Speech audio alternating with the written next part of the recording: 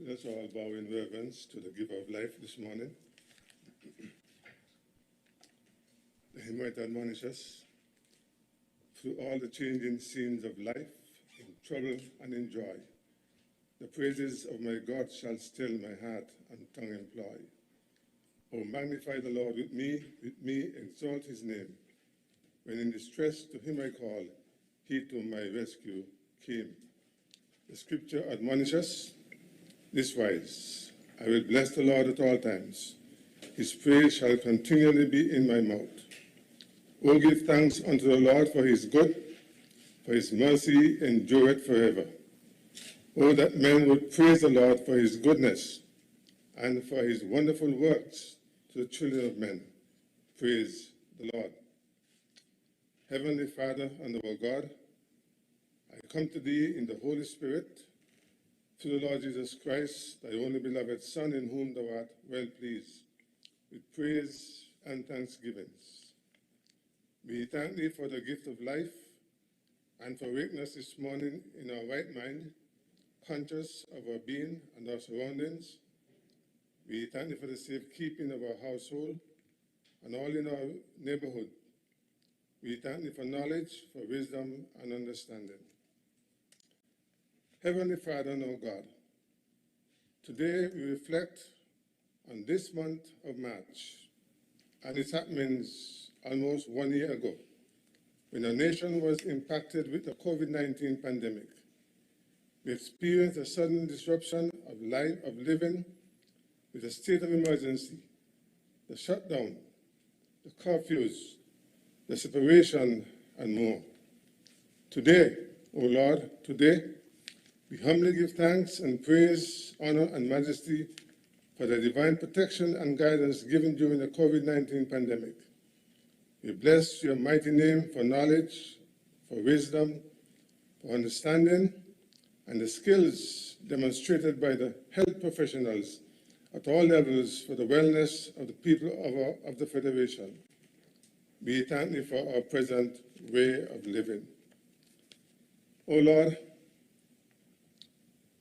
I bring to thee the elected and appointed servants of this honorable house in their quest to serve the people of the Federation wholeheartedly, with distinction, with fairness, and with justice, putting country above self, with your guidance in the daily activities of this. I pray for the Speaker of this and the Deputy Speaker of this Honorable Assembly, that they will conduct the business of the Assembly in accordance with the principles, the rules, regulations, with all fairness as per the order paper. I pray for the guidance with respect for all members of this Assembly, that they will conduct themselves with prudence and in accordance with the rules, the regulations, and the orders of this Assembly. O Lord, I pray for these presenters of the various legal documents today, that the contents presented and discussed to be to the benefit of the citizens of the Federation. These things I ask humbly with thanksgivings in our Savior's precious name. Amen. Amen. Thank you, Mr. Speaker. Amen. Thank you, Pastor Evelyn. You have a pleasant day. Please be seated.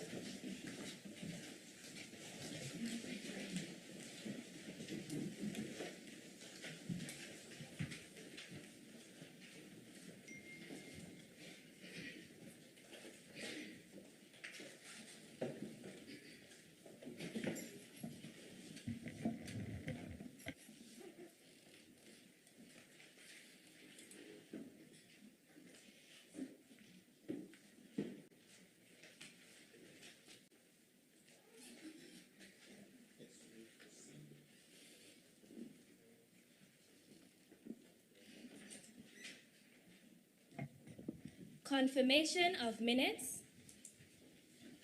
Honorable members, minutes, 2 sets of minutes have been circulated, and so we'll consider the minutes of Tuesday, November 17, 2020.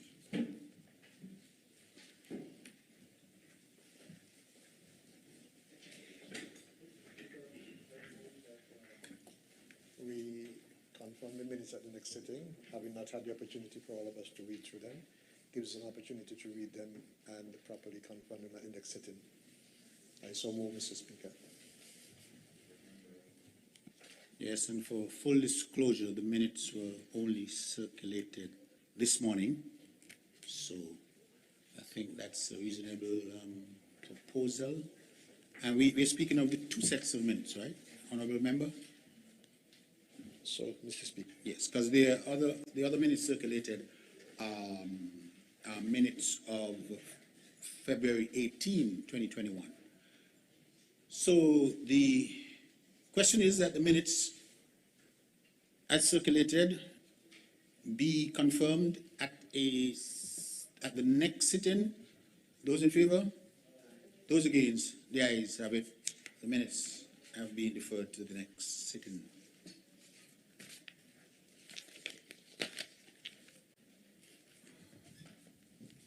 Messages from the Governor General.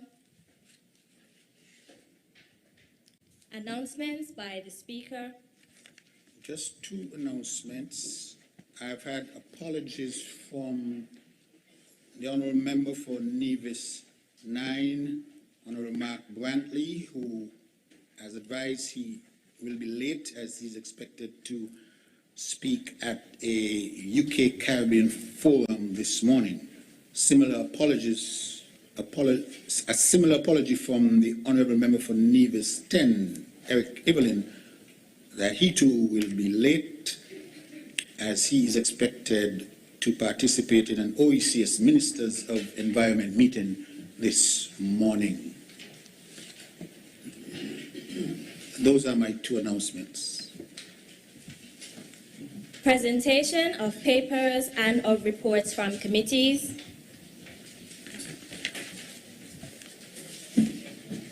Morning, Mr. Speaker. I rise, Mr. Speaker, to lay on this table of this Honourable House the financial statements of the Frigate Bay Development Corporation dated December the 31st, 2018. And, Mr. Speaker, before I lay the financial statements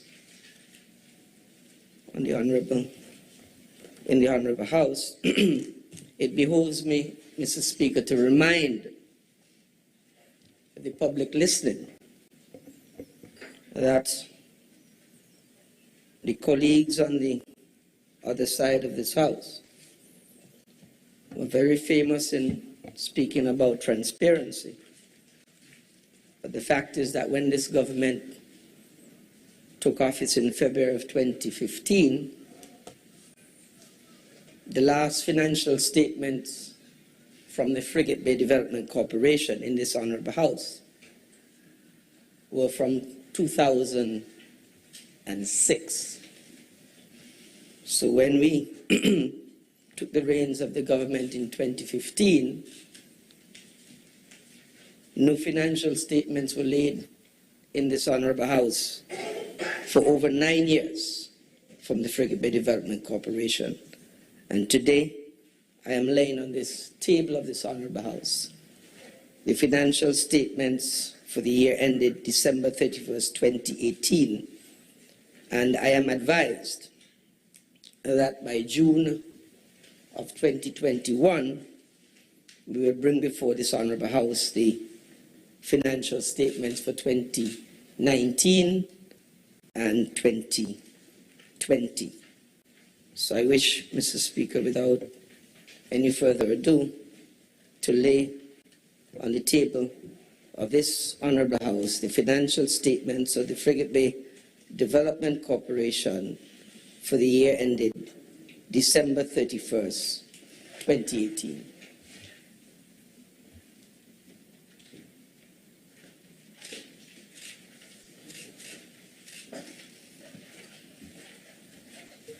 Thank you, the Honourable Minister Grant. I erred in not also indicating, I did have an apology from the Honourable Minister Wendy Phipps, who indicated she too will be late. I'm sorry. My apologies, honourable members. I looked over and I saw the empty seat and didn't realize she was. I'm sorry. That's withdrawn, if it can be. Next item, please. Petitions, government notices, unofficial notices, questions. Honourable members, there are two questions, two-part questions indicated on the order paper. Before I call on the member who will be posing the questions, I should probably put what we're about to do in proper context, in that during the last session of this Honourable Assembly, of which I presided for most of it, and also for this session, it's the first time we are going to be having questions fielded in this National Assembly. Of course, the standing orders of the National Assembly give guidance as to how questions should be conducted. I intend at the end of the questions that are allowed to give a brief statement, but I just wanted to indicate that because it's the first time we are doing this exercise, that as we move along, I think it will be important for us to explore and examine the way we conduct questions. I have some other things I would wish to speak to, but I would first allow this particular exercise to go through before I make my comments and, offer members an opportunity to have an input if they so wish.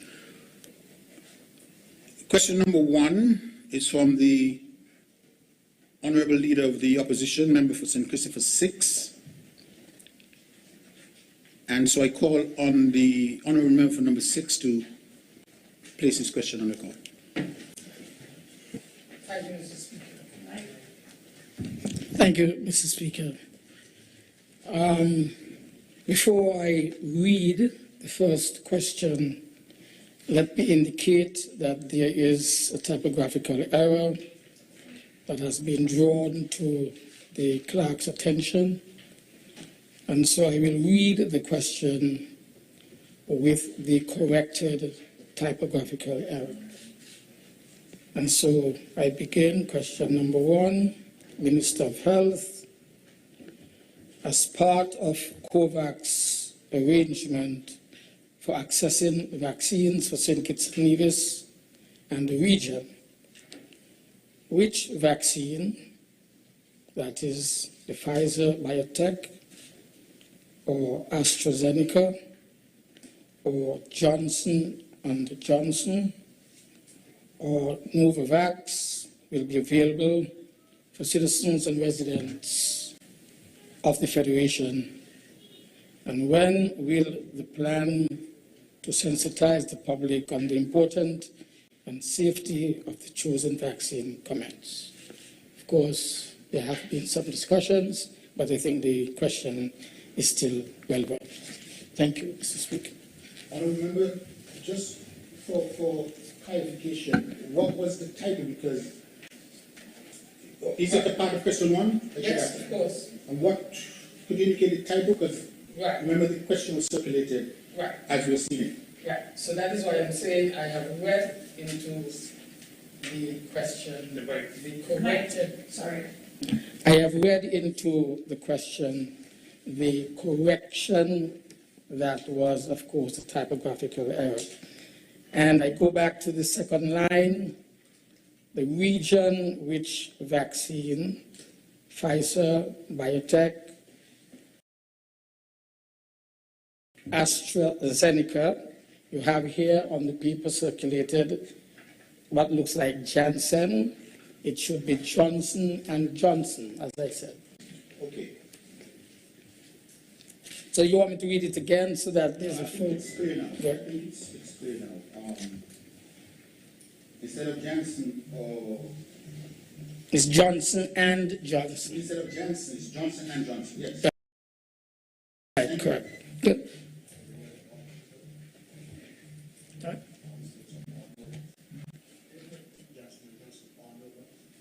No, yeah, these are 4 different types.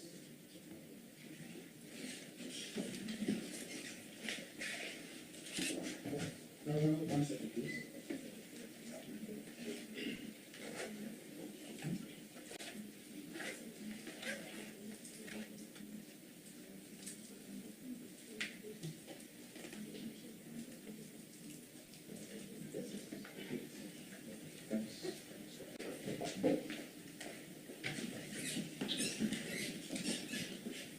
And Honorable Minister of Health,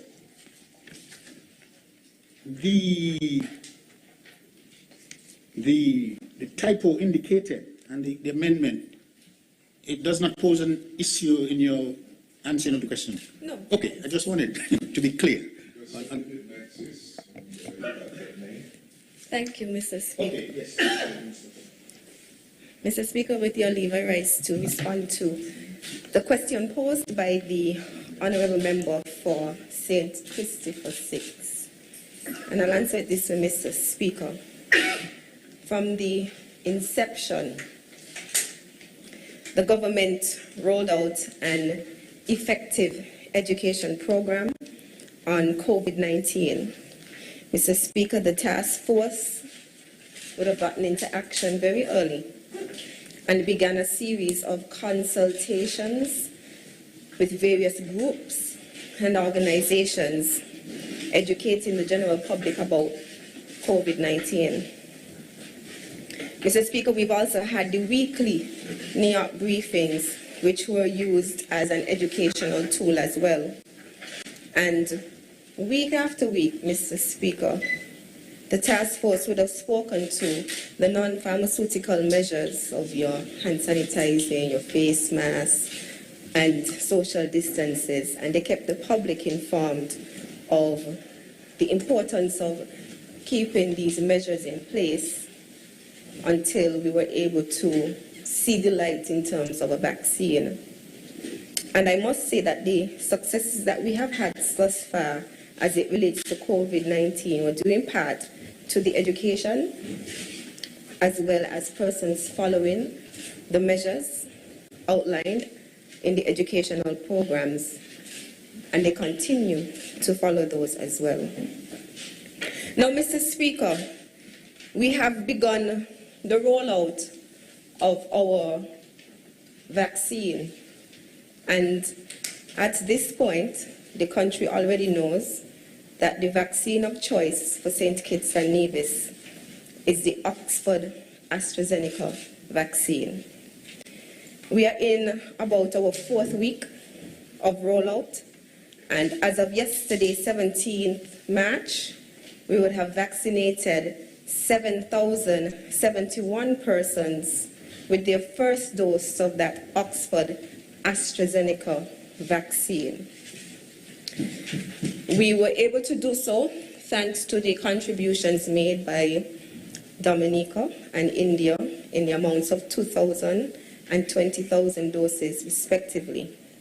And I am pleased to say, Mr. Speaker, that through the COVAX facility, we will be able to receive another 21,600 doses, enough to cover another 20% of our population.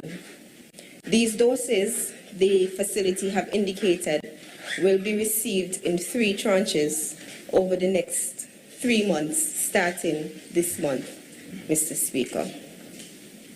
As we speak, Mr. Speaker, vaccination is taking place every day, Monday through Friday, from 1 till 5, at all of our health centers on St. Kitts, as well as all of the health centers on Nevis. We have also begun vaccination rollouts on Saturdays. In St Kitts, it's the Newtown and the Bastia health centers from 9 until 1. And in Nevis, it's the Charlestown and Gingerland health centers. Since we've begun the rollout of the vaccine, we have stepped up in our communication and education as it relates to the vaccine. As such, Mr. Speaker, a comprehensive communication strategy has been implemented by the Ministry of Health to support this COVID-19 vaccine program. Since about February, this education process had begun. Mr. Speaker, clear and transparent communication on all aspects of the COVID-19 vaccines, led by our subject matter experts, to build public trust in the vaccine's safety and efficacy is ongoing using various modes of traditional as well as non-traditional communication. Mr. Speaker, our educational facilitators include our Chief Medical Officer, our Medical Chief of Staff at the Joseph and France Hospital. They are accompanied by other doctors within the public health system, as well as the Ministry of Health's promotion unit, who are also assisting in this vein. The COVID-19 vaccination and communication strategy approach is built on successful communication and engagement program delivered through the COVID-19 pandemic to date. Mr. Speaker, the goal of this communication strategy is to increase the level of acceptance and build confidence in the safety and efficacy of the COVID-19 vaccines by the general public. There are 6 main elements to our objectives guiding our strategy, and that is providing prompt, simple, and focused communication on the COVID-19 vaccine and vaccination processes, building public confidence on the safety and the efficacy of the new vaccine to reduce vaccine hesitancy, ensuring understanding and acceptance of the phased and prioritized approach to overcome concerns of vaccine eagerness in the population waiting to be vaccinated, and reducing the influence or mis or disinformation, myths, misconceptions toward the vaccines. The content of the COVID-19 vaccine communication plan is reaching a wide cross-section of the Federation, sensitizing and educating individuals, families, organizations, and communities, both on St Kitts and Nevis. The program continues to gain its momentum with increased trust and confidence as persons are assured of its safety and effectiveness. And as I've said, 7,071 vaccinated with the first dose as of yesterday. Mr. Speaker, some vaccination sessions have been well publicized. In fact, Mr. Speaker, the CMO and Medical Chief of Staff have actually been speaking to the imminent vaccine candidates for several months now on our weekly COVID briefings, long before we decided on the choice of vaccines. They were giving the public information on all of the front runners, such as the Pfizer-BioNTech, the Moderna, and the Oxford AstraZeneca. Mr. Speaker, the Prime Minister would have announced that St Kitts and Nevis will roll out its vaccination program on Monday, 22nd February. And so at that point, it would have come as no surprise to the people of St Kitts and Nevis. Subsequently, I made an announcement on national radio and television to inform the citizens and residents of the rollout program. And then on Monday, February 22nd, 2021, we had an extremely successful and well patronized and publicized launch of our vaccination program at the Newtown Health Center. We saw a broad cross-section of persons from the community, including our frontline workers, members of cabinet, even the clergy, being vaccinated that day. Mr. Speaker, there have been educational sessions on leadership matters. The NEAC Task Force held a COVID-19 consultation on the 23rd of February, and this included a large gathering at Ross Universities with stakeholders such as the Chamber of Industry and Commerce, Rotary, Christian Council, Evangelical Association, and that was streamed live as well, Mr. Speaker. Our competent and proficient educators have engaged in sensitization sessions with employees from such organizations as ECCB, SCASPA, police, the taxi tour operators, hotels, businesses. Sessions will continue and are continuing every single day, Mr. Speaker. Mr. Speaker, we've also gone into the communities to bring the message out. I was joined by Dr. Wilkinson to engage persons within my constituency even on an educational session at Bronte Welch Primary as well as St. Johnson Community Centre. And we have also had sessions in McKnight Community Centre, St. Paul's Community Centre, and we should be having one this evening at Otley's Community Centre, on Monday in Old Road Community Centre. And on top of that, Mr. Speaker, we have now evolved to the point where after these vaccination information sessions, we are also allowing persons to be vaccinated on site. So once you've had the information session, you understand what is being required, you will then be able to be vaccinated immediately following those information sessions. And so it is ongoing, Mr. Speaker, as we try to reach our target of 70%. And I would like to continue to encourage all of our honourable members within these hallowed halls to do their part to sensitize the people with whom they come in contact with, their constituents, for those of us who are parliamentary representatives, to go out and get the vaccine. As I've said, it is the Oxford AstraZeneca vaccine, which is a 2-dose vaccine.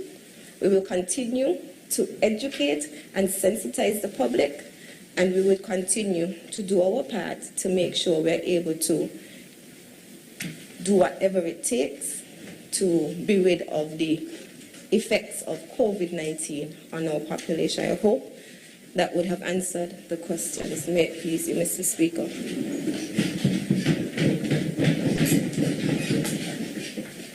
Thank you, Honourable Member, for your response to that question.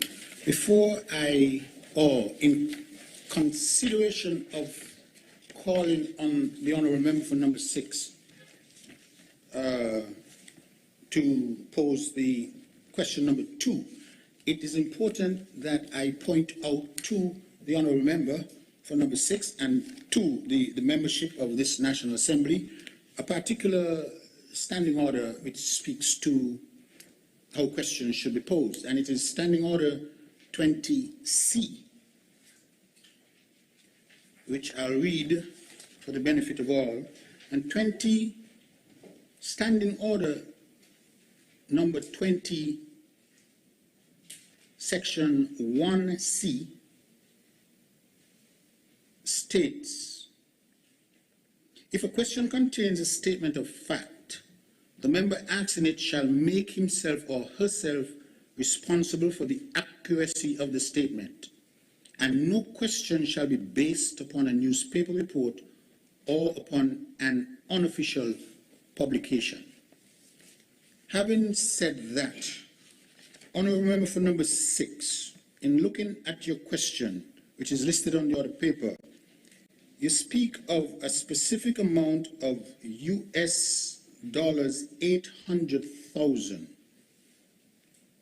So on that note, could you advise this Honourable House as to your source as to your source of that particular dollar amount, given that it is clearly a statement of fact?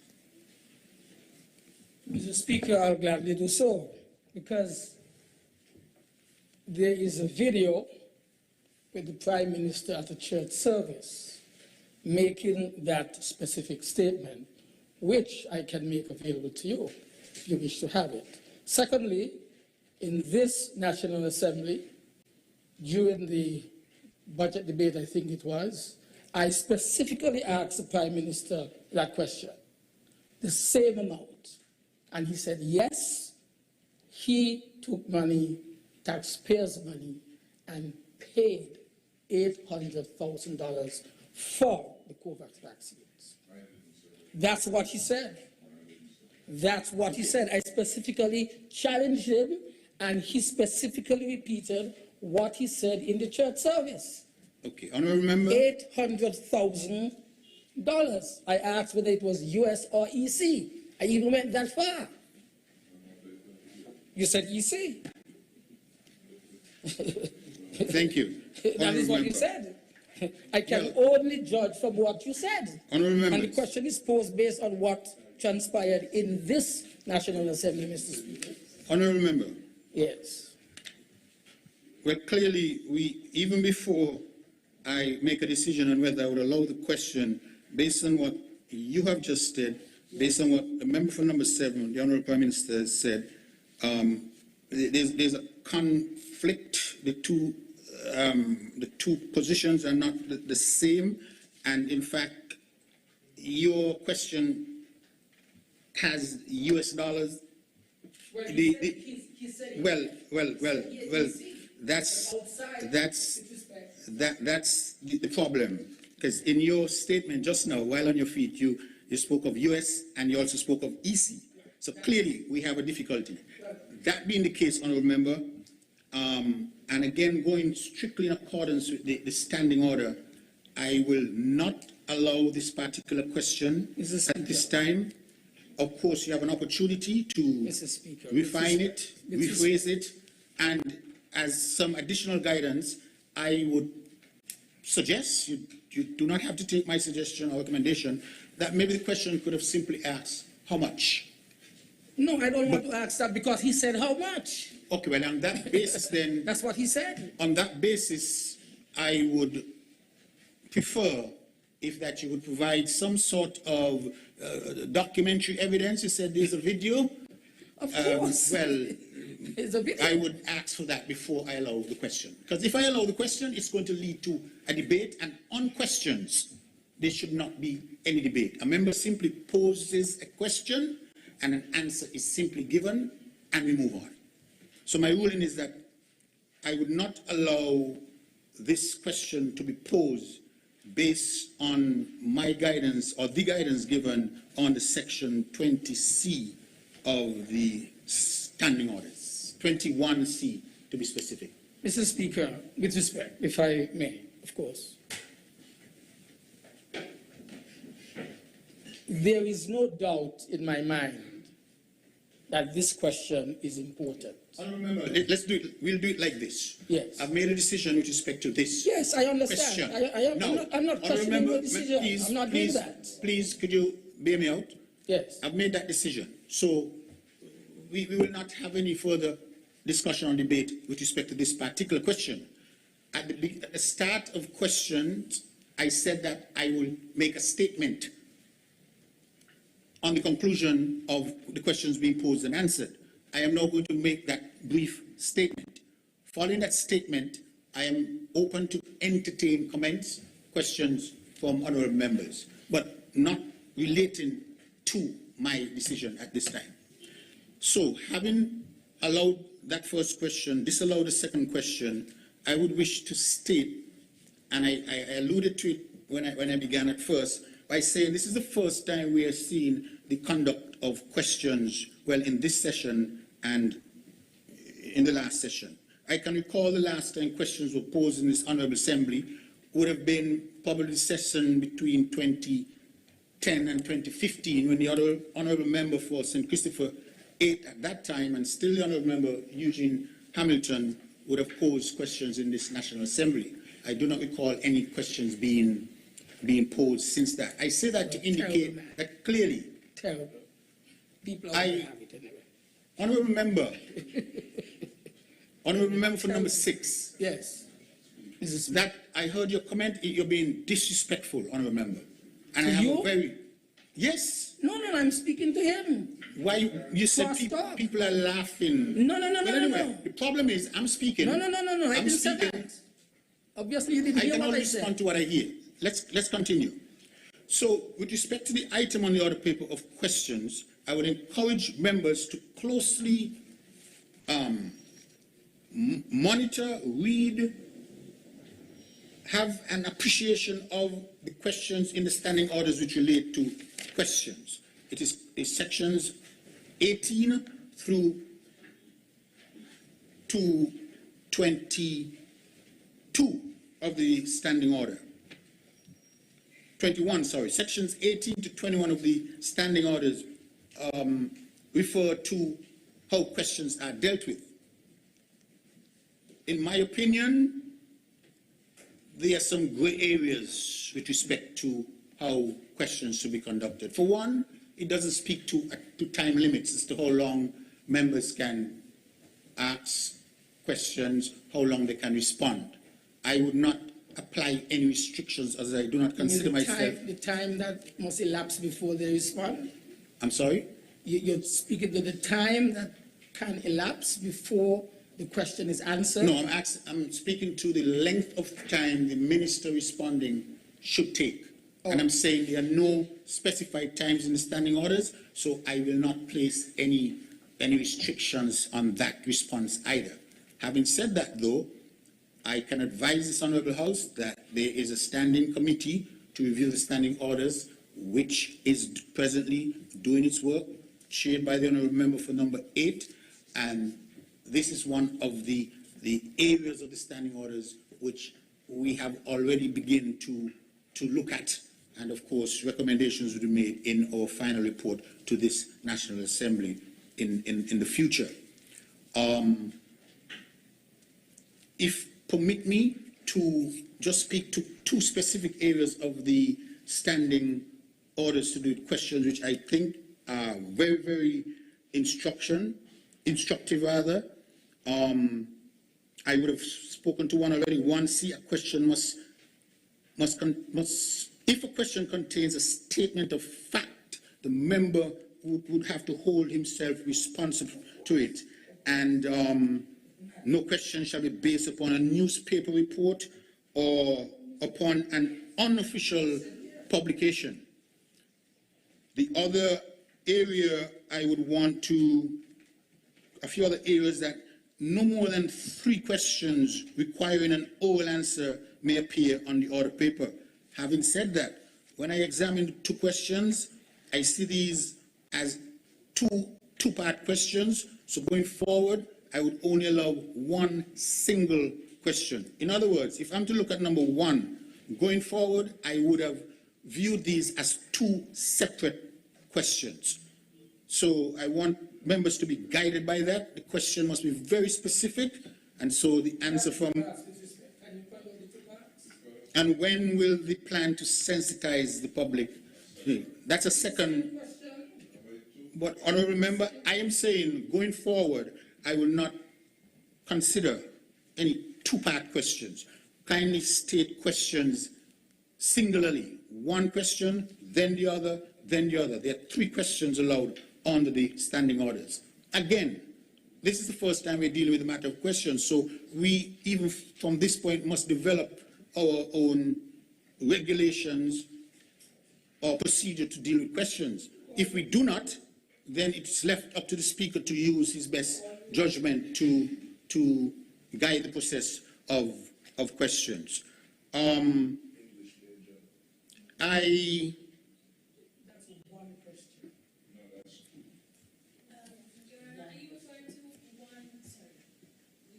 Yes. Are you referring, Mr. Speaker, to 20 section 1E not more than one subject shall be referred to in any one question, and the question shall not be of excessive length?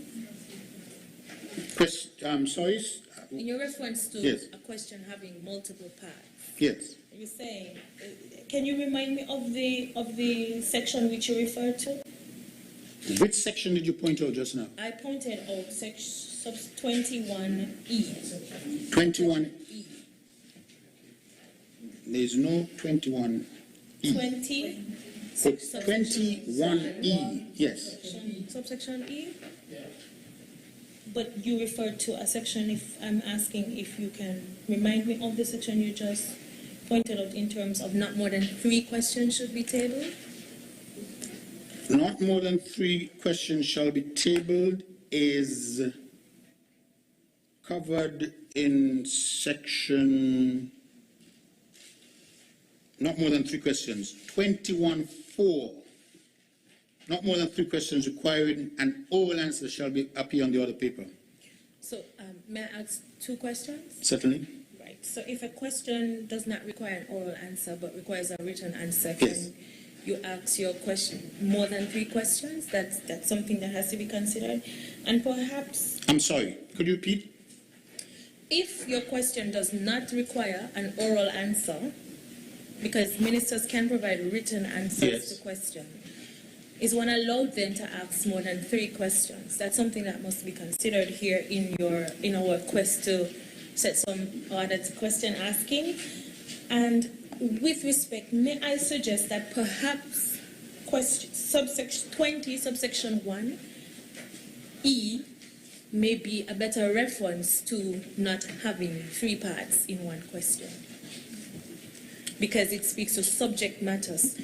A question shall not more than one subject shall be referred to in any one question. So in this question, there is a subject of which vaccine, then the subject is the same subject, so I can say I have one subject, I have one question. Or I can say I'm asking three things about a subject.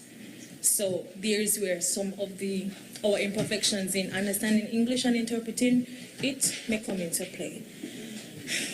Thank you. Well, honourable member, on that note, what you've said now, there are a number of issues in what you've said.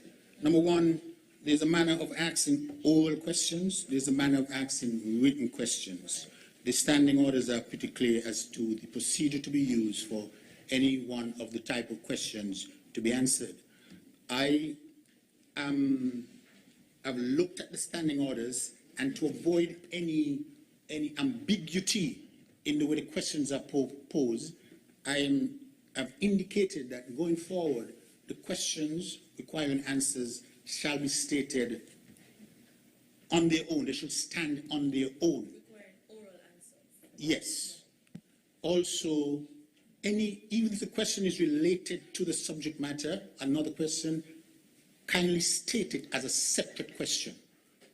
Because one can state a question and then just follow and if so, why not? So it can go on and on. So I'm just seeking to provide some clarity as to how we would wish for questions to be posed here.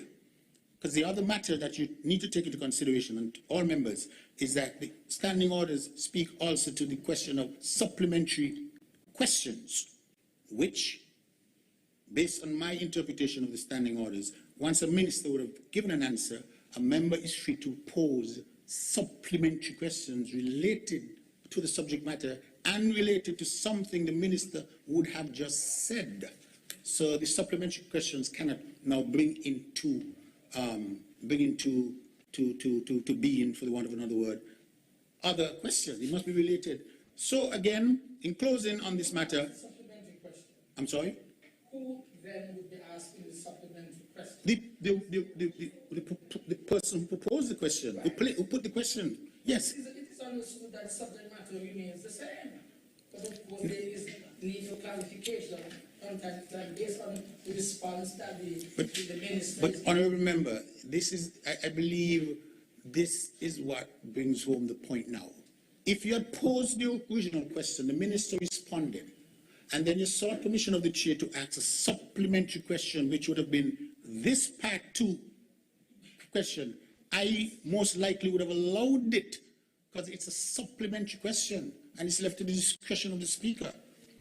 But if a question is posed with different parts and so on, then it gives, to me, it creates confusion. And so my ruling is that please in the future state questions which can stand on their own. If a member wishes to pose supplementary questions, the speaker would consider the supplementary question and make a decision as to whether or not he would allow it. So please be guided. Next item on the other paper, please.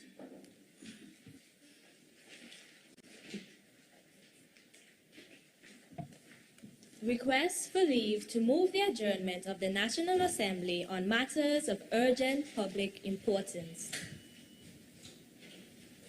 Statements by ministers.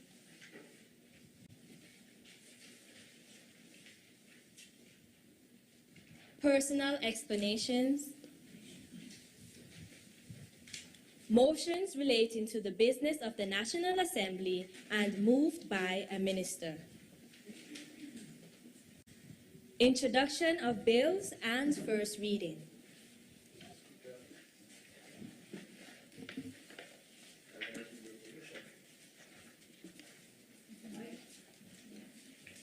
I rise with your permission and move a motion for the removal based on section 28,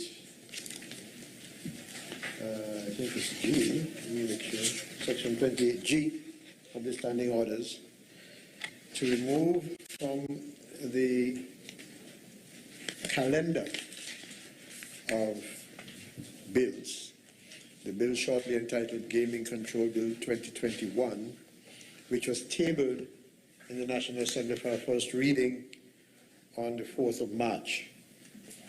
This, of course, Mr. Speaker, is being moved in order to accommodate the reading of a bill shortly entitled Gaming Control Bill 2021, which is significantly in contrast to the previous bill.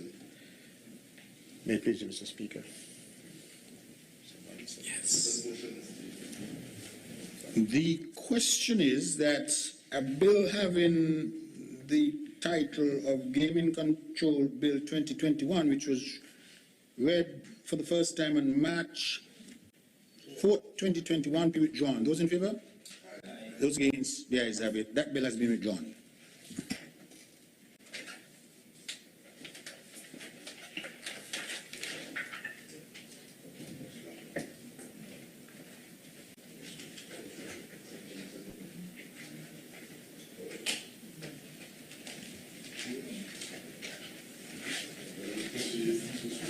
Yes, I remember first bill for the first reading. Thank you, Mr. Speaker. With your leave, I rise to present and to have read for the first time the Companies Amendment Bill 2021.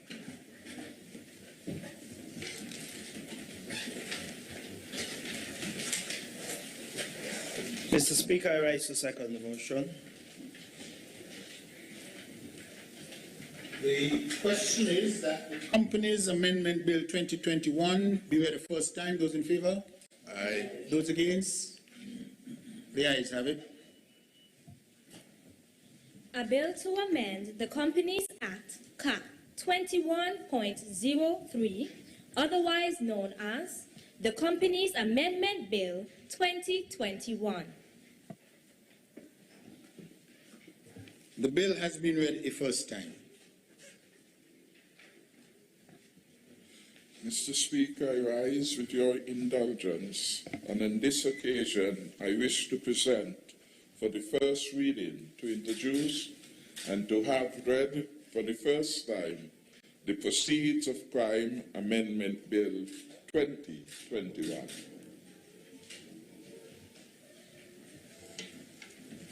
Mr. Speaker, I rise to second the motion. The question is that the proceeds of Crime Amendment Bill 2021 be read a first time. Those in favor? Those against? The ayes have it.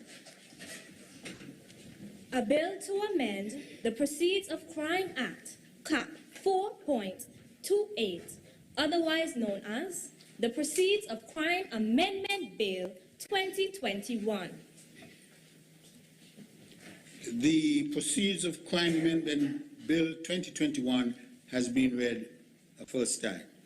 Before the Honourable Mover of the first reading of the Gaming Control Bill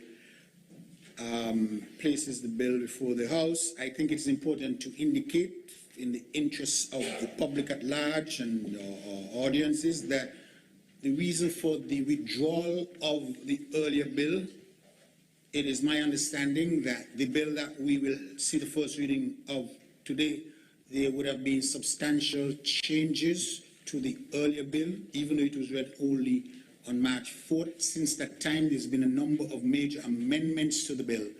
So instead of using this session to have the second reading and go through the amendments, it was thought it better to simply withdraw the earlier bill and now have this other bill with the same name be read for the first time. Just thought I'll give that little explanation. Honourable Prime Minister. Thank you very much, Mr. Speaker.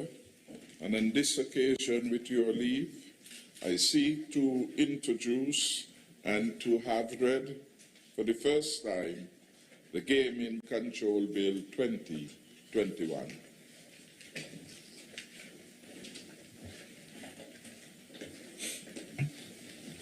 Mr. Speaker, with your leave, I raise the second motion. The question is that the Gaming Control Bill 2021 be read a first time. Those in favour? Aye. Those against? The ayes have it. A bill to provide for the effective and comprehensive regulation of the gaming industry within St. Christopher and Nevis and for other incidental matters, otherwise known as the Gaming Control Bill 2021.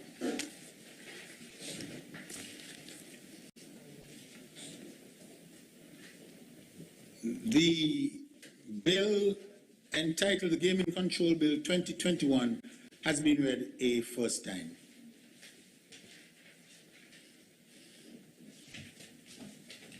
Public Business Bills, second reading. Mr. Speaker, I rise to lead the debate and in that regard to move for the second reading of the Miscellaneous Financial Services Amendment Bill 2021.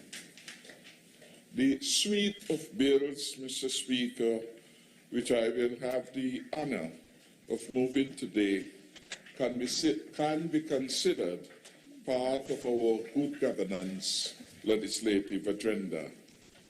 As a responsible member of the international community, we wish to reinforce our commitments to prevent illicit activities and illicit actors from participating in our financial space and from conducting financial crimes such as money laundering and the financing of terrorism activities, or to engage in any activity which would aid and abet the proliferation of weapons of mass destruction. The Miscellaneous Financial Services Bill 2021, which is now being presented for the second reading, clearly is in sync with the foregoing objectives and broad frame. It represents our efforts to update a series of acts to ensure that they are fit for purpose, that is, they allow us to satisfy the commitment made to the FATF, Financial Action Task Force.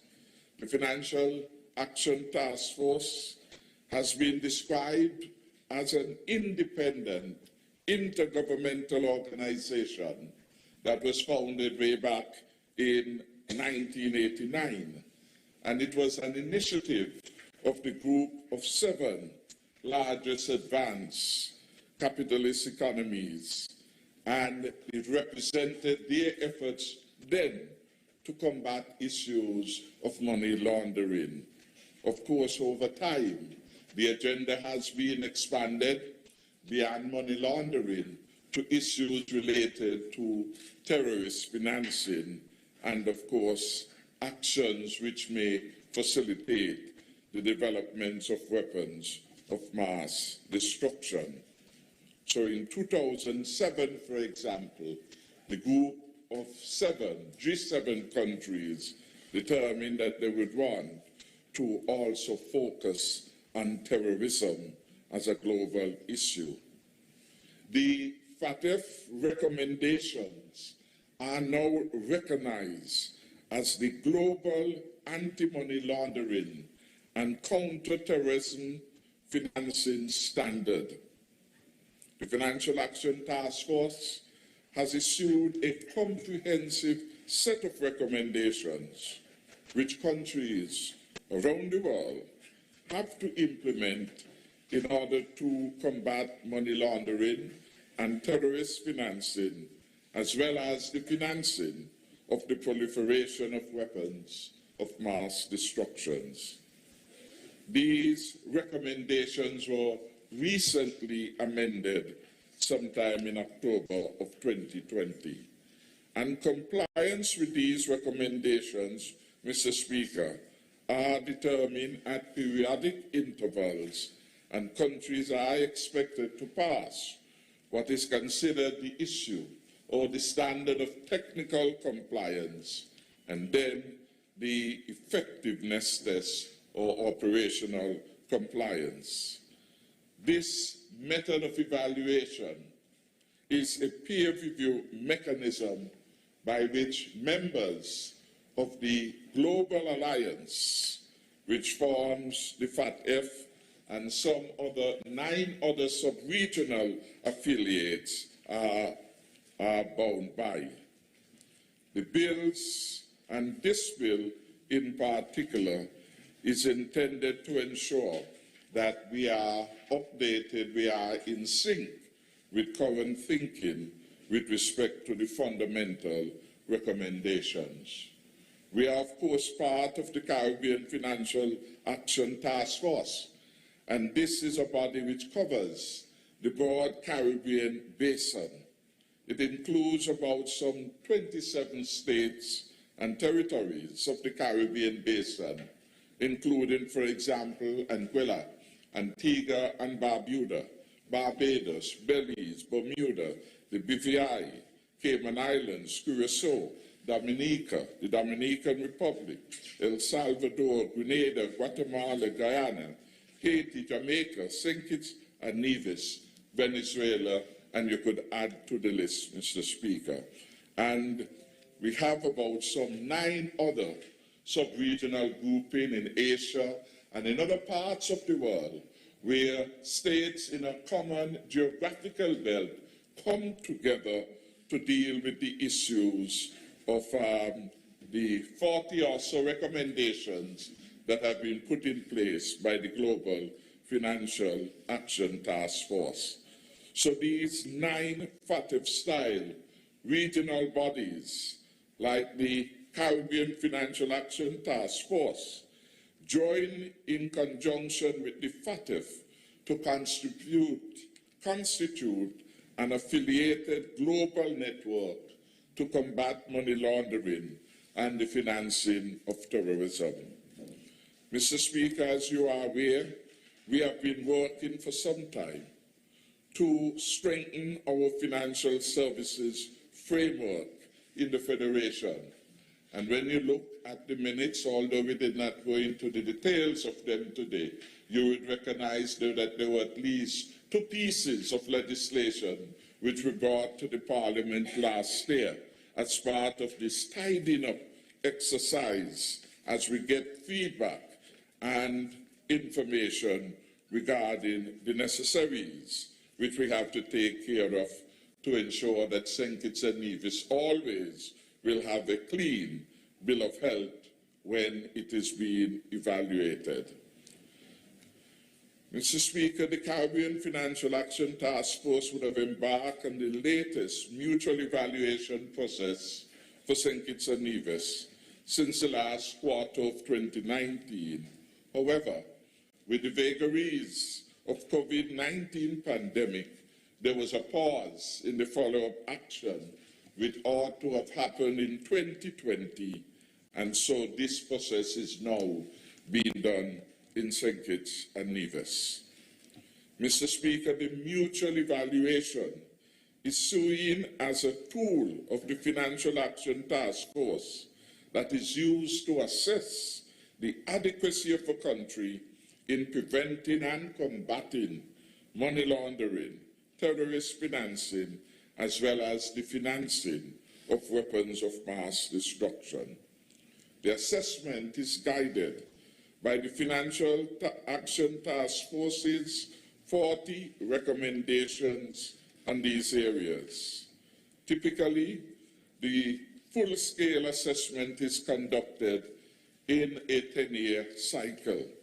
St Kitts and Nevis, I am advised, would have last been assessed way back in 2008 and would have conducted a number of remedial exercises over the years in an effort to strengthen our financial services framework.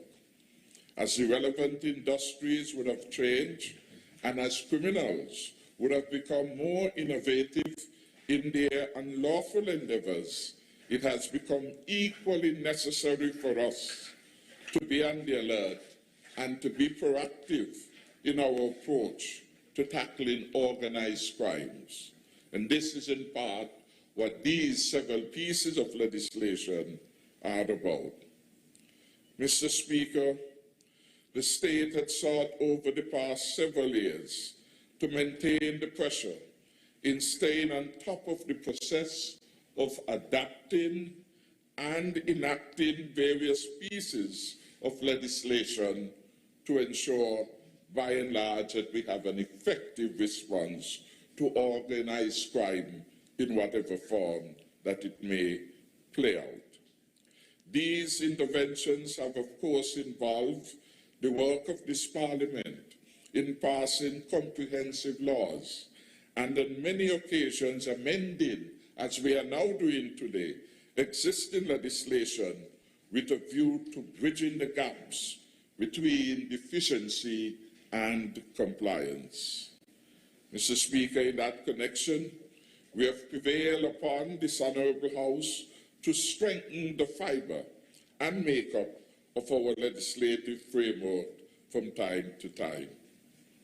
Mr. Speaker, with these few words by way of an introduction, to set the framework as to why we are doing this and why the rest of the world is doing this, Mr. Speaker, I now want to direct attention to the more salient points of the bill. Mr. Speaker, the Miscellaneous Amendments Bill, which, similar to what we did last year, is intended to address a number or to make a number of amendments in furtherance of the goal of greater legislative integrity as it pertains to our national security and issues of financial services. The bill is in the nature of what you may call an omnibus bill, and it seeks to amend the following bits of legislation in this one bill: the Financial Service Regulatory Commission Bill, the Tax Administration and Procedures Act, that should be the Financial Service Regulatory Commission Act rather than bill, the Tax Administration and Procedures Act, and the Anti-Money Laundering National Committee Act, and the Anti-Terrorism Act. So in this year, having looked at the evaluation, we have determined that through this single piece of legislation, we will cause a number of amendments in about 4 related bills, all of which constitute, Mr. Speaker, our effective response to the issues of money laundering, financing of terrorism, issues of preventing the proliferation of weapons of mass destruction. If we look at clauses 1 and 2 of the bill, they address in the main preliminary matters. Clause 3 of the bill addresses the proposed amendments to the Financial Services Regulatory Commission Act, and the amendment there seeks to clarify the definitions of what is or who is a regulated person, what is a regulated business activity, and what is a regulated entity, while the other proposed changes to the Act are focused primarily on incorporating the element of financing of the proliferation of weapons of mass destruction. Clause 4 of the bill provides for amendments to the Tax Administration and Procedures Act to provide clearly that the Comptroller of Inland Revenue is the competent authority in relation to tax crimes. Additionally, the legislation seeks to concretize the domestic coordination mechanism between the Comptroller of Inland Revenue and other relevant agencies.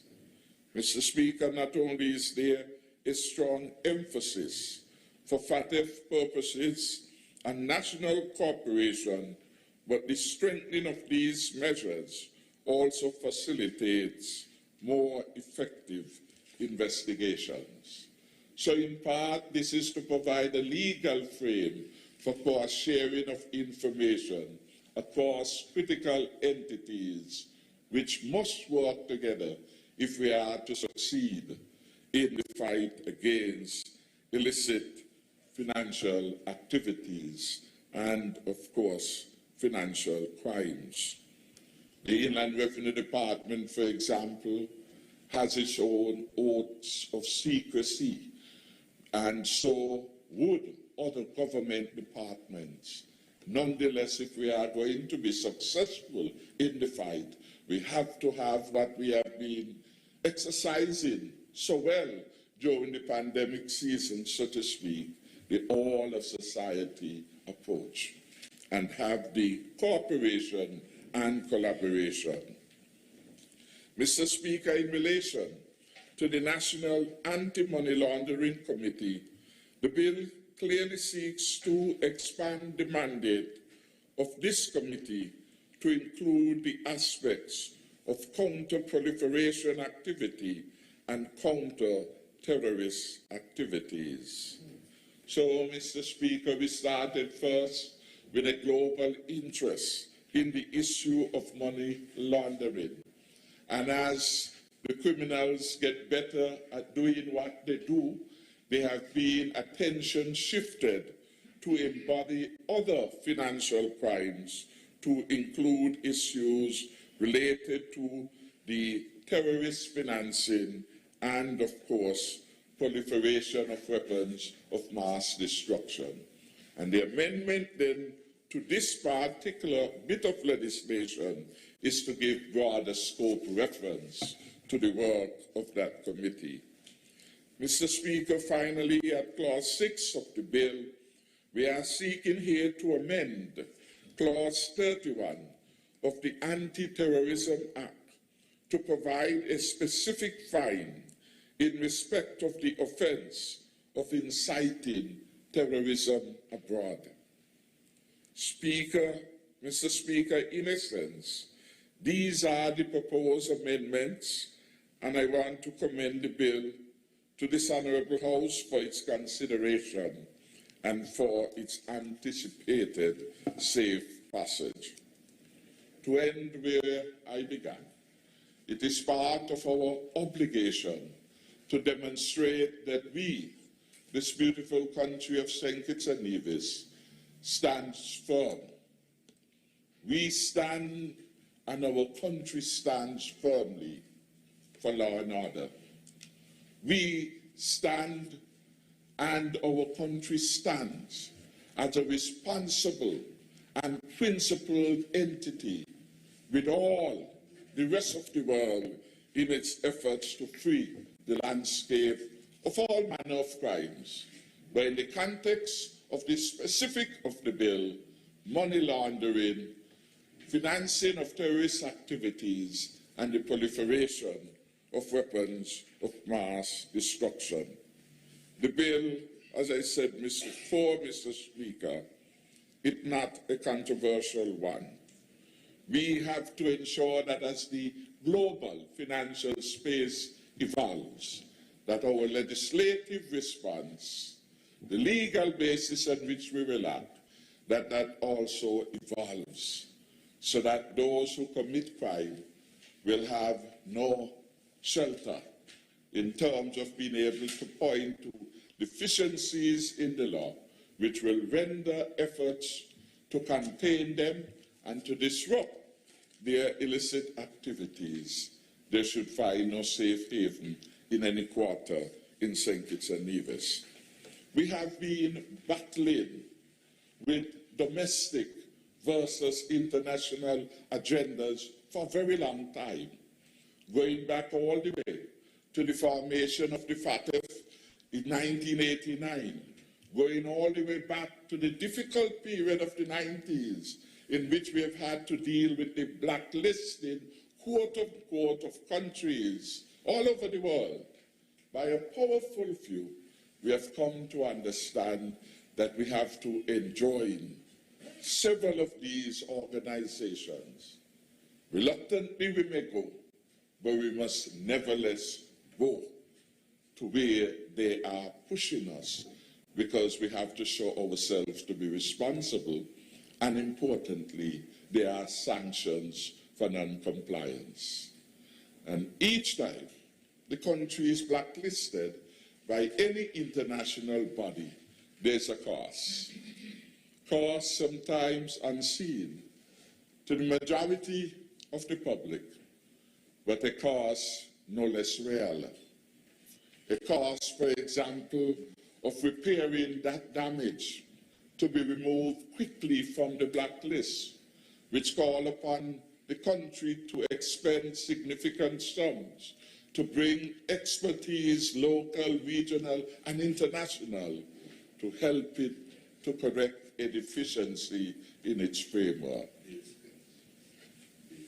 And of course, the issue of de-risking, whereas your financial space becomes corrupted, develop a perception of harboring illicit actors, there's a cost to pay, in that well-meaning international organizations, correspondent banks, will not wish to participate in your financial space.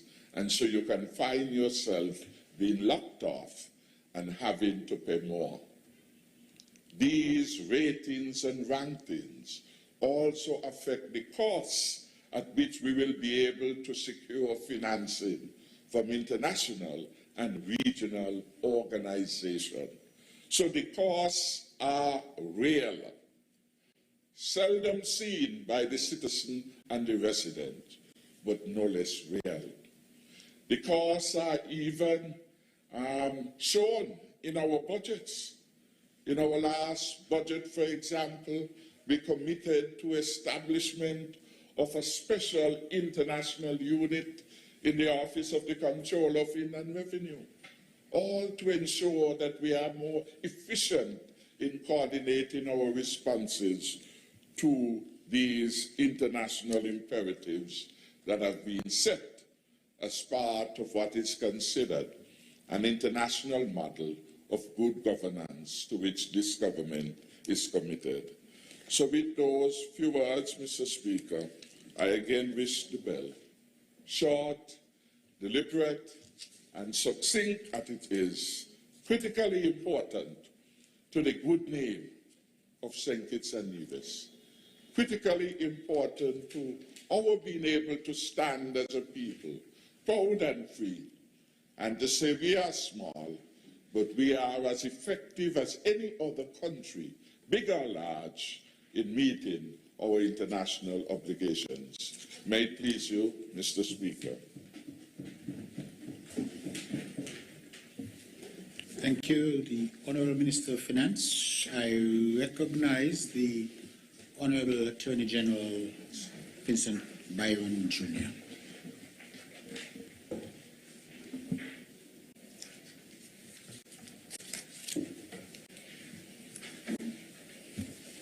Mr. Speaker, with your leave, I rise to lend my support to the mover of the bill currently before this Honourable House, the Miscellaneous Amendments Financial Services Bill, and to second the mover of the bill.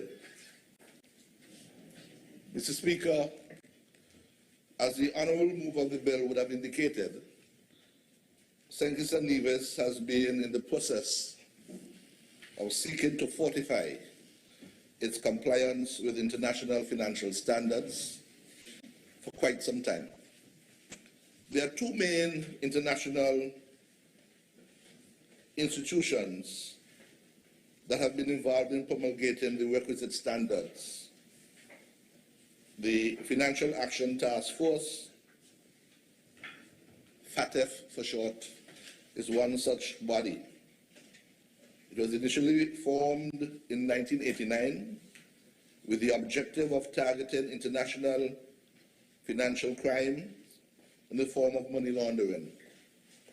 But after the events of September 11th, 2001 in New York, when the Twin Towers of the World Trade Center were attacked, it soon became the international watchdog for both money laundering and terrorist financing. And in that connection, it seeks to ensure a coordinated global response to prevent organized crime, corruption, and terrorism.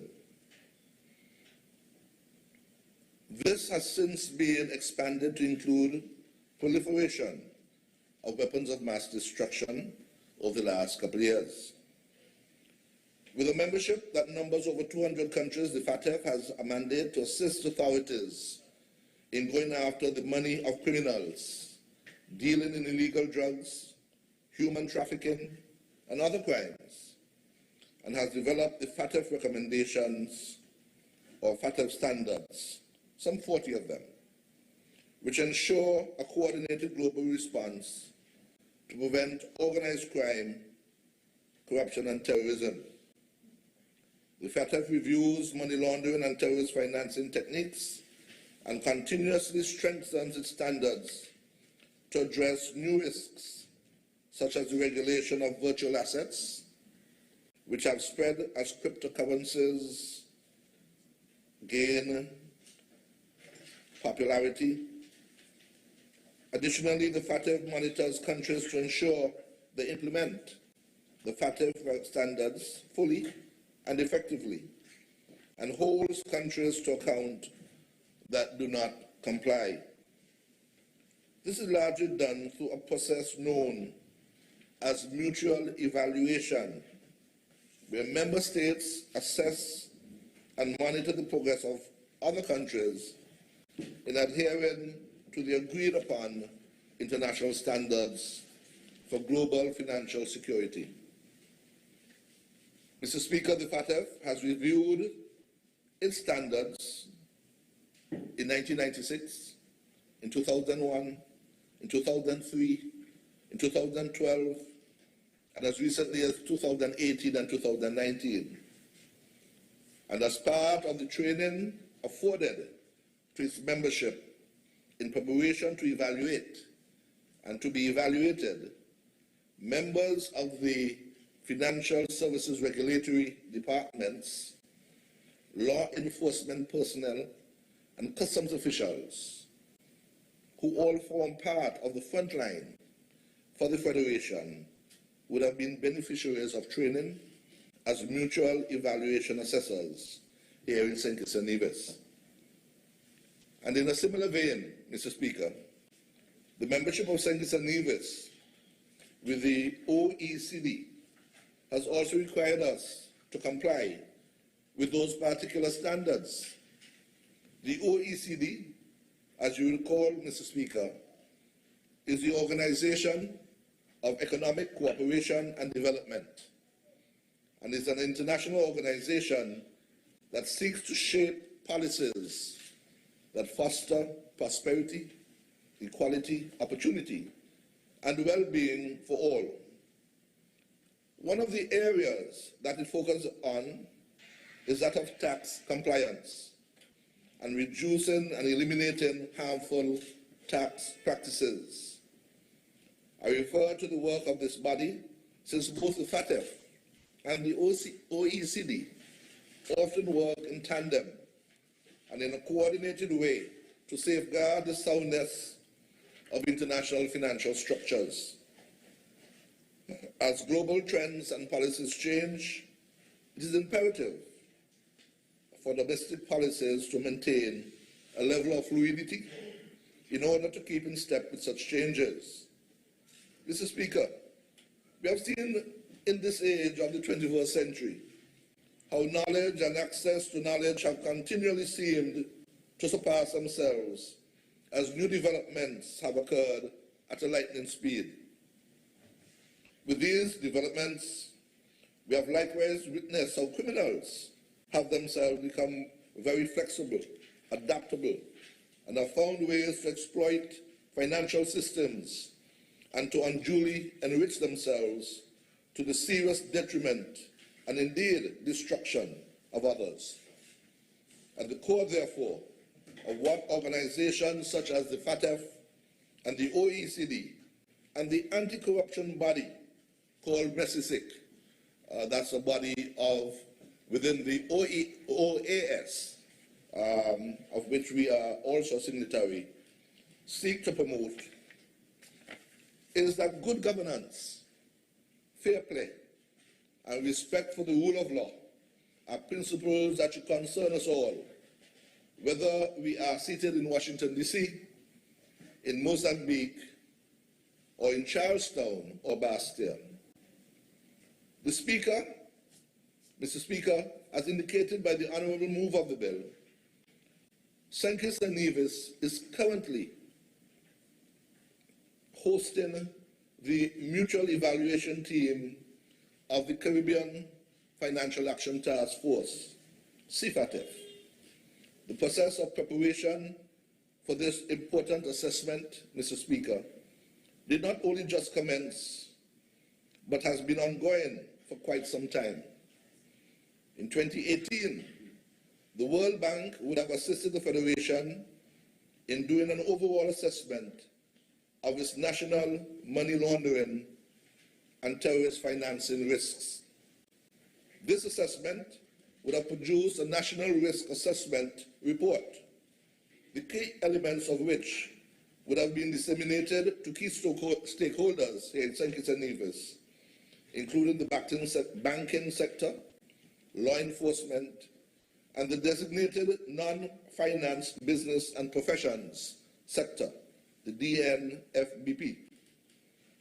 In 2019, the process of preparation and strengthening of our anti-money laundering and counter-terrorist financing framework was solidified in a high-level commitment of establishing a national anti-money laundering committee, which is chaired by the Attorney General.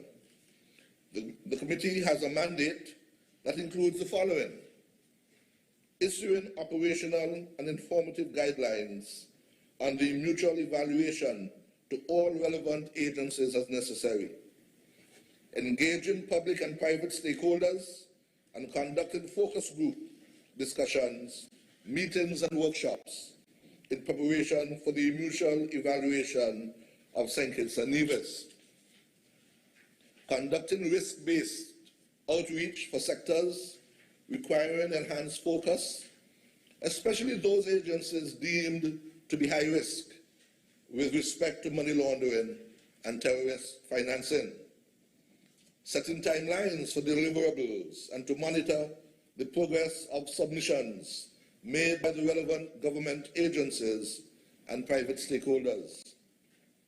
Submitting or approving the submission of documents, reports, statistics, and case studies to the Mutual Evaluation Assessment Team as evidence of compliance. Coordinate with supervisory authorities and other government agencies for the issuance and implementation of the necessary policies and regulations addressing the gaps identified in the anti-money laundering and counter-terrorist financing framework to ensure full compliance with FATF recommendations. And finally, to coordinate actions to assess the national money laundering and terrorist financing risks. Mr. Speaker, the chairmanship of the National Committee rests with the Attorney General, with the Financial Secretary as Deputy Chair. And I can assure this Honourable House that all these tasks have been embarked upon and are still being worked upon as part of our process of preparation and deliverable. We have liaised and had several meetings with not only government representatives, but also relevant private agencies, including high-level representatives from the Banking Association, the Bar Association, and the Accounting Association. We have conducted mock evaluation interviews and facilitated information sharing on different levels as we have sought to enhance the dialogue in these areas. Since its official inception in or around October of 2019, the NAMLOC, or the National Anti-Money Laundering Committee, has met for a number of times in its implementation of its subcommittees, which have also met on a more frequent basis. The committee is comprised of high-level representatives from relevant ministries and departments as follows: the Financial Secretary, the Commissioner of Police, the Controller of Customs, the Financial Intelligence Unit, the Controller of Inland Revenue, the Eastern Caribbean Central Bank, senior officials from both the Financial Services Departments of St Kitts and Nevis, the Office of the Director of Public Prosecutions, the Immigration Department, and the Ministry of Justice and Legal Affairs.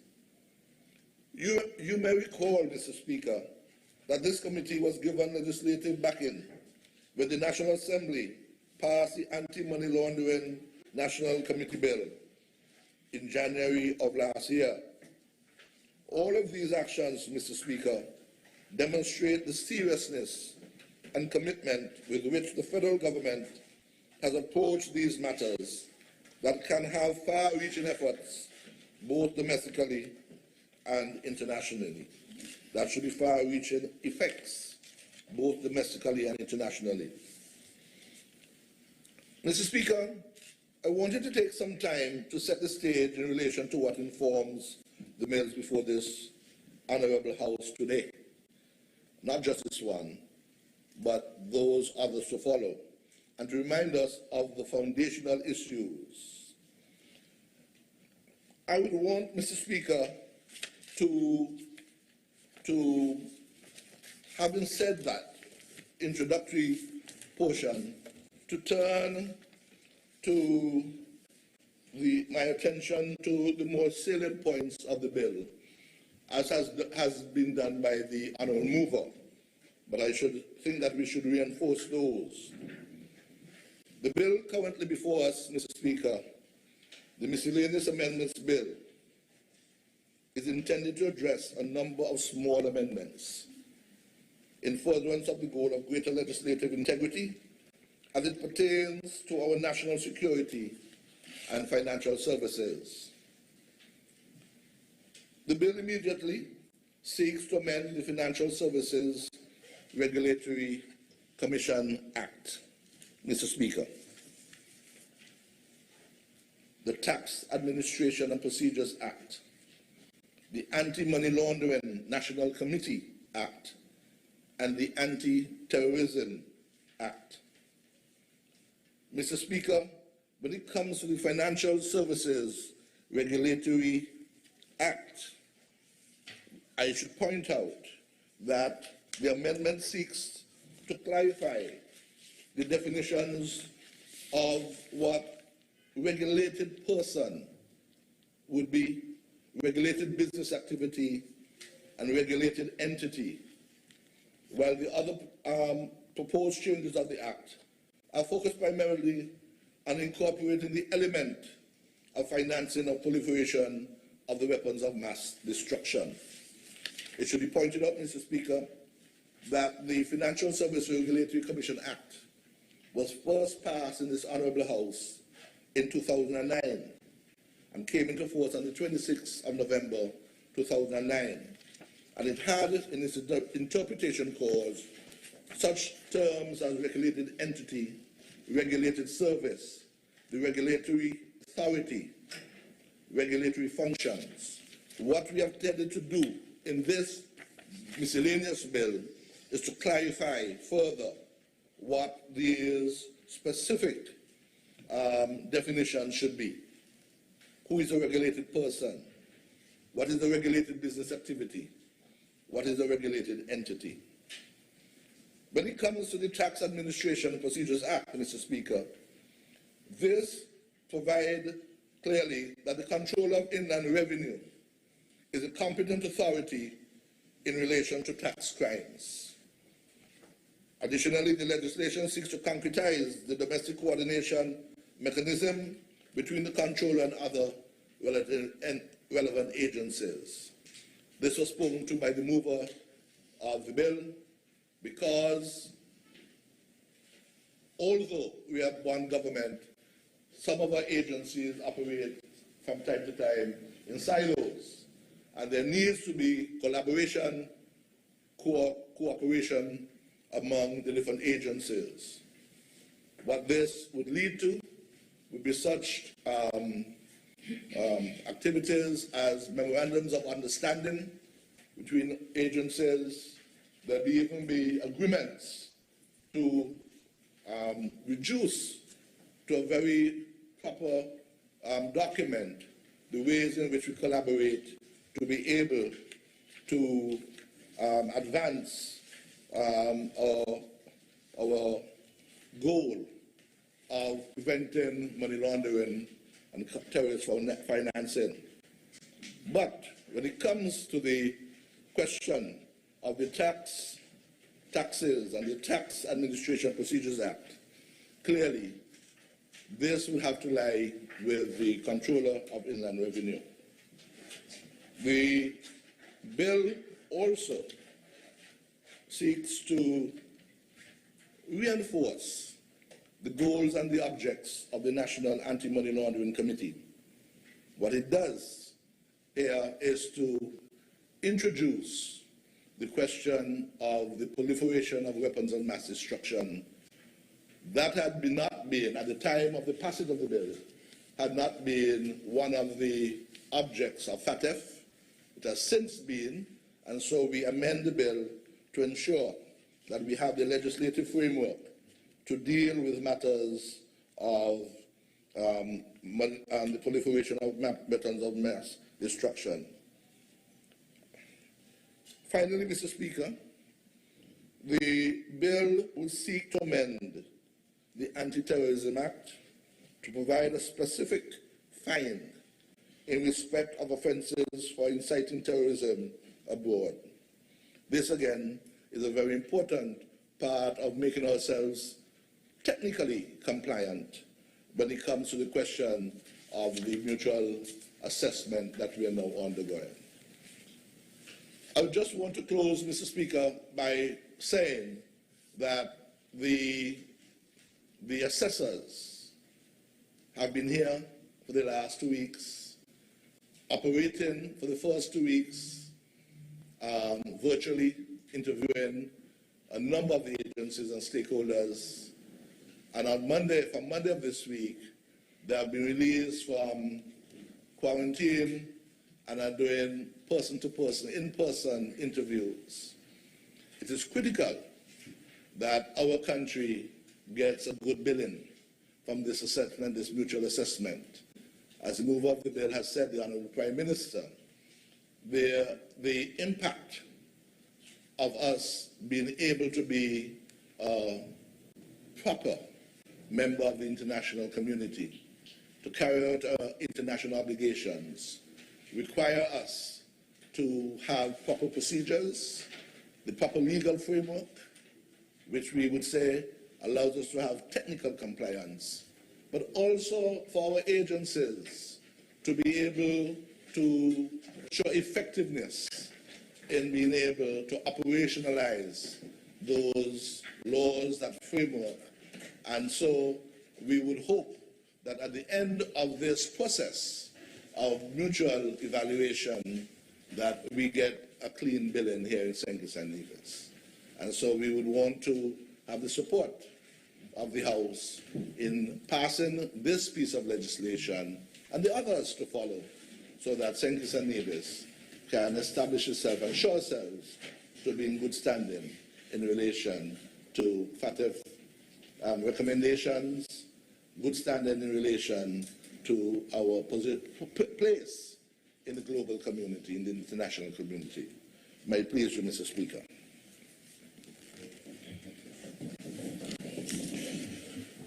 Thank you, the Honourable Attorney General, for seconding the bill and making your contribution. Mr. Speaker, sir, I rise to wrap up the debate, and of course I must thank the lone contributor to the bill, the Honourable Attorney General, for having seconded. I also should thank those opposite for not raising any objection to a non-controversial bill, Mr. Speaker.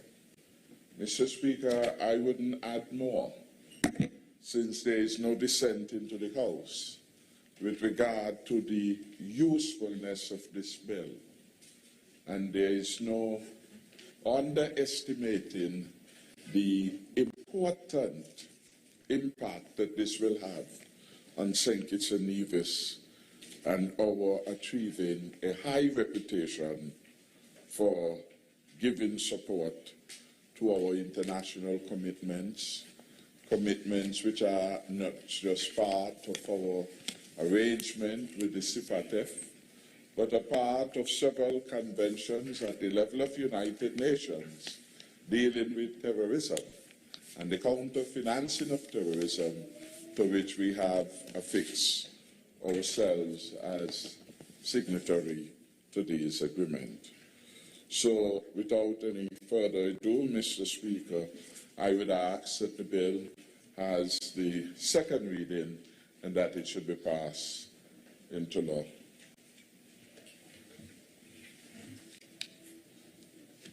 The question is that the bill entitled the Miscellaneous Financial Services Amendment Bill 2021 be read a second time. Those in favour? Aye. Those against? The ayes have it.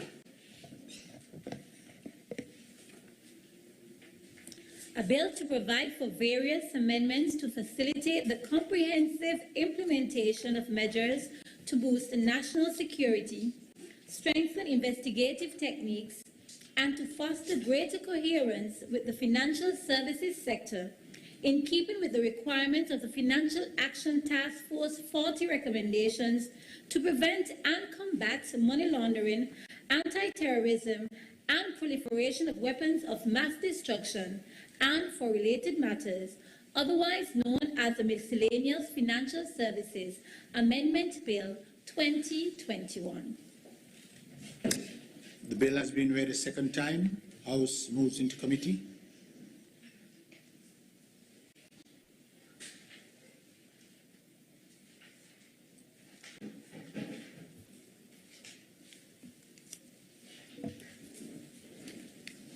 Clauses 1 to 6. The question is that clauses 1 to 6 stand part of the bill. Those in favour? Aye. Those against? The ayes have it. The enacting clause. The question is that the enacting clause stands part of the bill. Those in favour? Aye. Those against? The ayes have it. The title. The question is that the title stands part of the bill. Those in favour? Those against? The ayes have it. House resumes.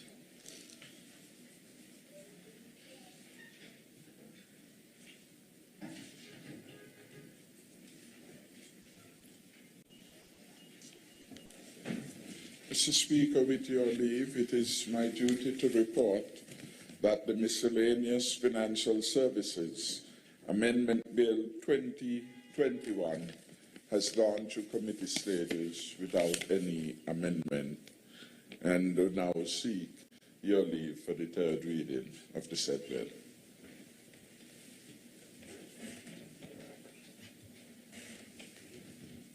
Speaker, I second the motion. The question is that the bill entitled the Miscellaneous Financial Services Amendment Bill 2021 be read a third time and passed. Those in favour? Those against? The ayes have it. A bill to provide for various amendments to facilitate the comprehensive implementation of measures to boost national security, strengthen investigative techniques, and to foster greater coherence within the financial services sector, in keeping with the requirements of the Financial Action Task Force 40 recommendations to prevent and combat money laundering, anti-terrorism, and proliferation of weapons of mass destruction, and for related matters, otherwise known as the Miscellaneous Financial Services Amendment Bill 2021. The bill entitled the Miscellaneous Financial Services Amendment Bill 2021 has been read a third time and passed by this Honourable Assembly. The bill will be presented to His Excellency the Governor-General for his assent, following which it will be gazetted and become law of the land.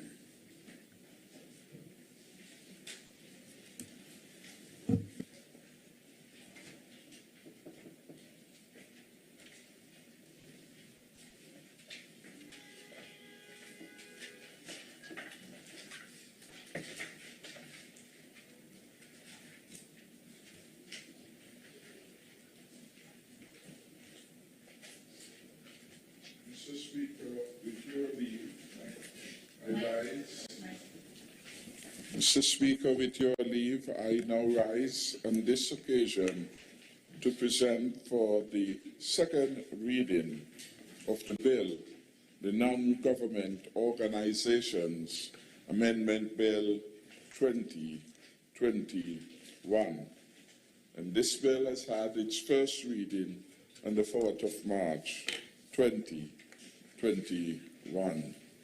Again, it is in the same vein that I outlined in my presentation with respect to the Miscellaneous Financial Amendments Bill, and they are also in keeping with ensuring our legislation with respect to the NGO community is up to date and that it meets the scrutiny of the CFATF and other interested stakeholders. Mr. Speaker, the FATF and by extension the regional arm of that body, that is the CFATF, are concerned that no entities or corporate vehicles are exploited as vehicles for money laundering, terrorist financing, or for the financing of the proliferation of weapons of mass destruction.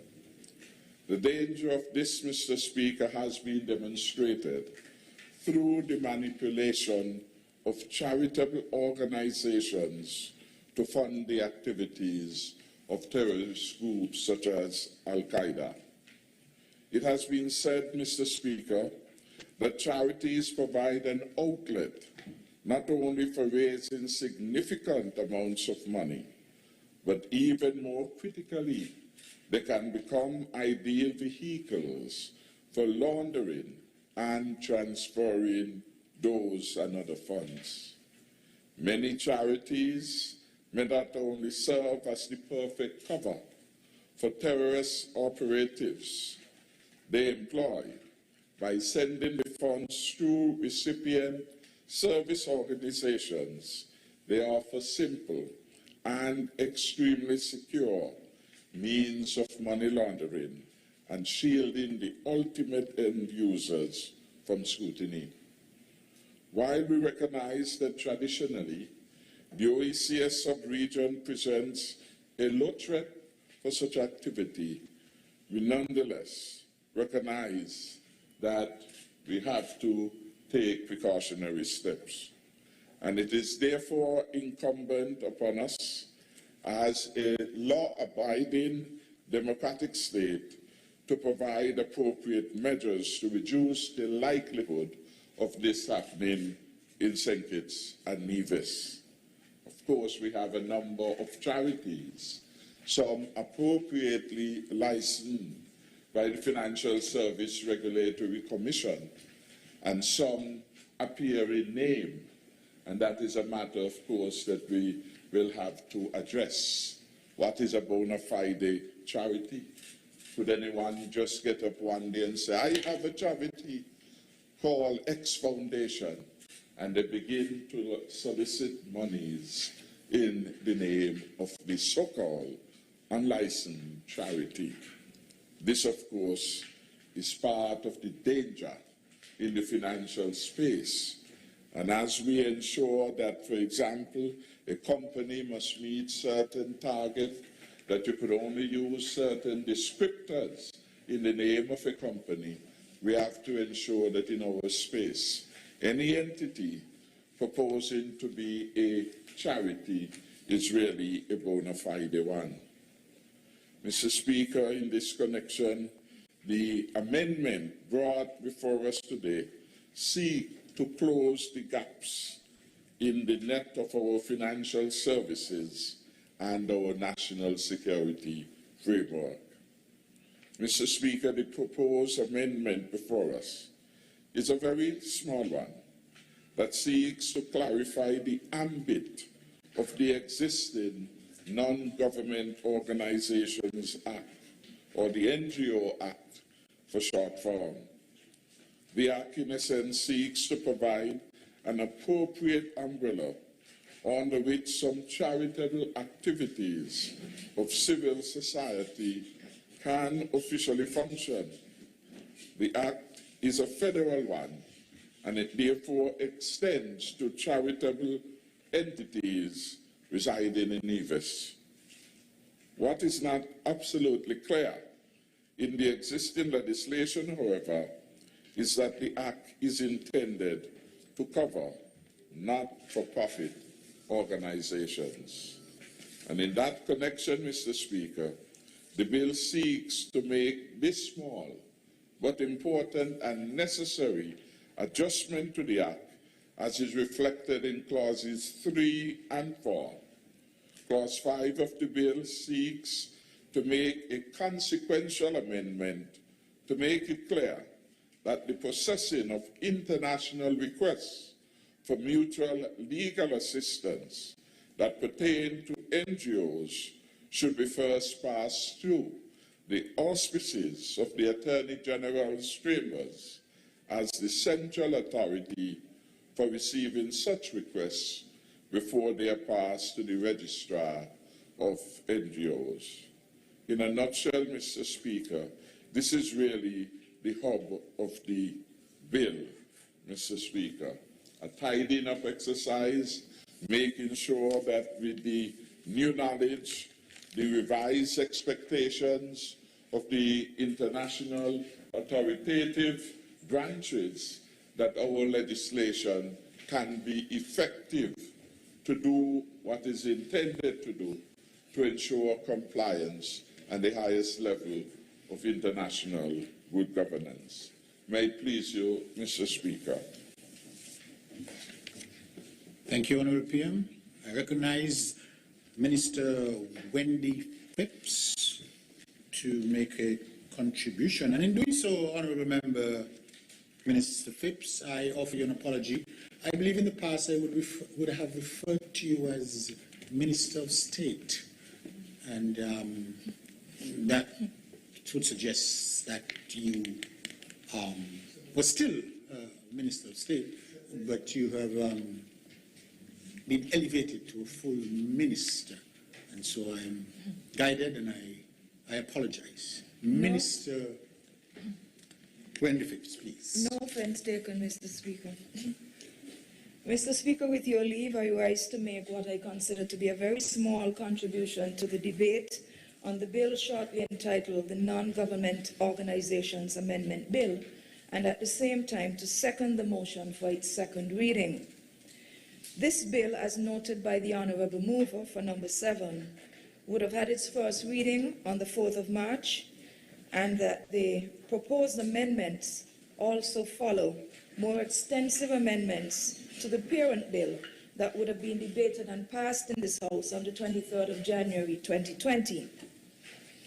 Mr. Speaker, when the last set of amendments to the NGO Amendment Bill, if I can briefly refer to it that way, in 2020, when it was passed in this House, it was fully understood at that time that the main legislative objective was that of further strengthening our nation's financial services framework. Those amendments, as noted by the Honourable Mover, then, and reiterated now, would have meant that it would be essentially improving our country's resilience by making us more infrastructure, financial services infrastructure, more impregnable, if I can use that word, to possible incursion, and at the same time, the flourishing of criminal elements who would want to use the NGO landscape as a sort of vehicle for such offences.